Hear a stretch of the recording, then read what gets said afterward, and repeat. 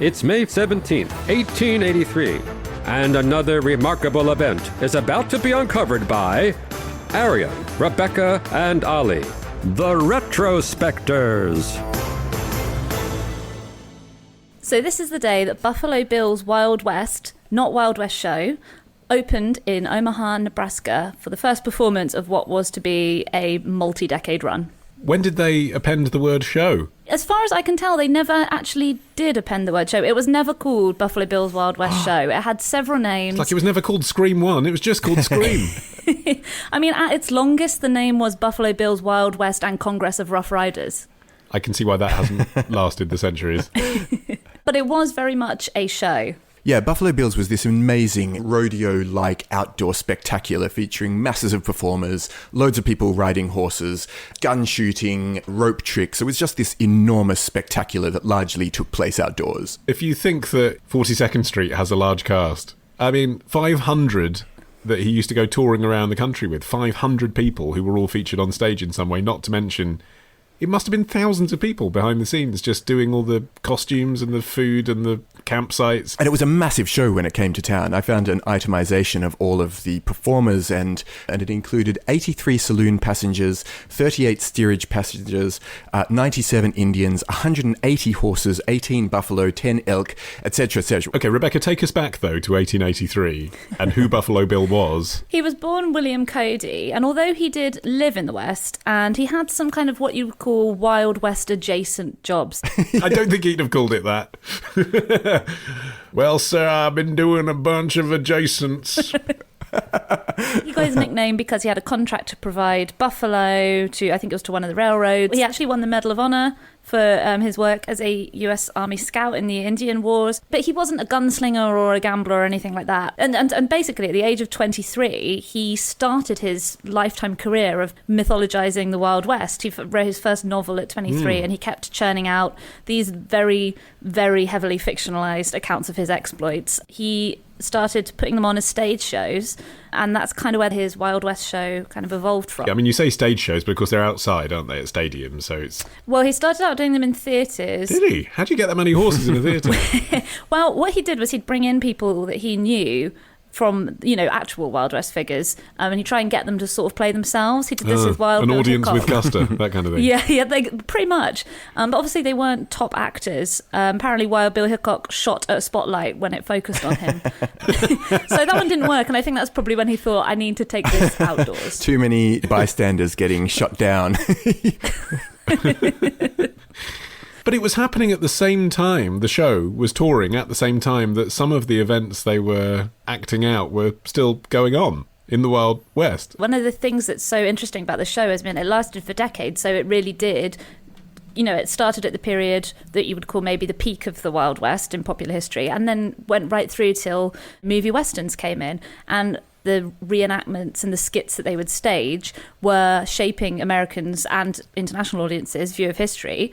But at the same time, the blurring of fact and fiction, it was just crazy to think that on one hand, you had actual historical figures from the Wild West were in the show, people like Annie Oakley, Calamity Jane, Sitting Bull, but also some of the earliest Western movie stars, people like Will Rogers, Tom Mix, they got their start in the show as well, which is like the perfect encapsulation of how the show blurred the lines between fact and fiction. And that must have been very difficult as well, I imagine, for the Native American performers. Like, on the one hand, this is a really steady job and they're well paid as performers, showing off some of their, traditional techniques and arts and crafts and their horse riding abilities.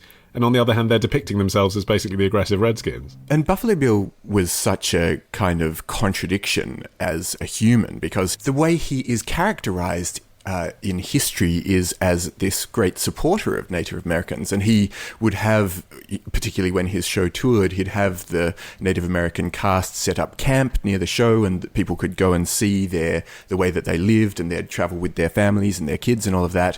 But at the same time, then there'd be the aggressors who are stopping the stagecoaches and being driven off by the brave cowboys. So yeah, he was holding diametrically opposed views simultaneously almost. And the really sad thing is that part of the reason that so many Native Americans decided to enroll as what were called show Indians was because they did actually have more freedom within this troop than they had on reservations in lots of cases. You know, they were allowed to wear their traditional costumes and practice customs, etc. Lots of traditional customs were actually banned on reservations during this time, and they were overseen on tours by their own like little police force that was chosen from within their own ranks. So it was actually, you know, quite a liberating experience, which is sad really, because it still wasn't that great. And a lot of them died in horrible horse riding accidents. And Annie Oakley, who was one of the stars, known at the time as Little Sure Shot because she was 5 foot tall and always managed to shoot her target. She was a great gunswoman. This is the woman whose story is Annie Get Your Gun. Like, to me, that was just, in my mind, a sinister sequel to Annie, and I never investigated any further. So it's an amazing story that I found out all about. I mean, she obviously had incredible marksmanship and, you know, could, like, split playing cards with her guns and that sort of thing. One of the most popular acts was what they were billed as Cossacks, but they were actually from Georgia, the country, not the state. And they would dress up in, you know, for these flamboyant costumes, and they're credited with having a big influence on the development of rodeo as well, because it was really like a step above anything that was happening in the US. And the troupe actually included 4 Georgian women, one of whom's signature trick, now just try and picture this, was to hold the American flag aloft while standing on the shoulders of 2 riders as they rode their horse at a gallop. Wow, so like one leg on each? Yeah.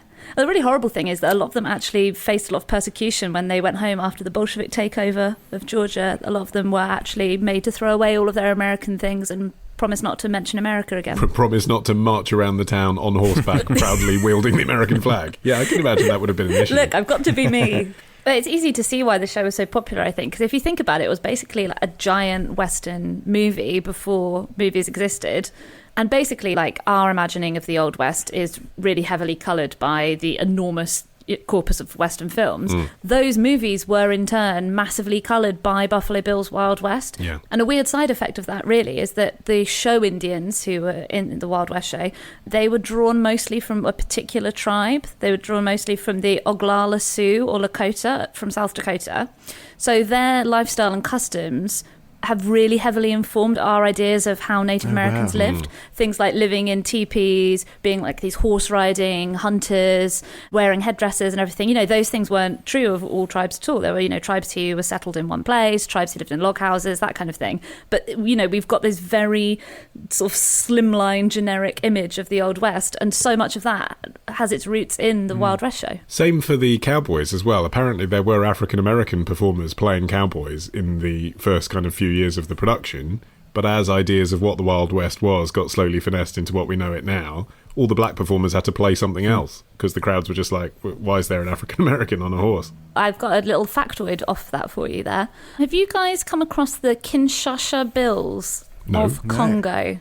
It's a very interesting thing that happened in the Congo when Western films started to be shown, Western in both senses of the word, in the 1950s. It struck a massive chord with young people living in Kinshasa, the capital, and they basically formed themselves into gangs. They were known as Bills. You can find the photos online. It's amazing. It's like these guys in Africa in the 1950s, they're dressed like head to toe in proper old-fashioned cowboy gear, and they gave themselves names, like they divided the town into different territories, and they'd call it like Texas or like Santa Fe. And it actually was quite weirdly like the Old West. It was actually quite violent because they were basically gangs, you know, they with shootouts and all that kind of thing. So it actually was probably quite unpleasant. And obviously being from Britain, there aren't that many opportunities to go to big outdoor spectaculars, but I imagine, Arion, in Australia, you get to go to this sort of thing, don't you? Were you a fan as a kid of outdoor stuff? Like, what did you see? Definitely. There's this bizarre event, the annual Royal Easter Show, which is pretty much just country comes to city, and they put it in an enormous stadium, and you walk around and you see loads and loads of different things. It's like wood chopping competitions, it's rope tricks, it's axe throwing, and then they have massive vegetable displays, and it's hugely popular every year. I mean, Rebecca, in the countryside, you do get things a bit like that, don't you? I mean, the Hertfordshire County Show, my favourite thing is always the dancing diggers. I do enjoy that. It's like a balletic display of farming equipment. It's more around the level of, you know, scrumping. Annie, get your apples. And so another week of retrospecting ends. But next week begins a day early at Club Retrospectors. Join us now to get an exclusive episode every Sunday. Patreon.com/retrospectors.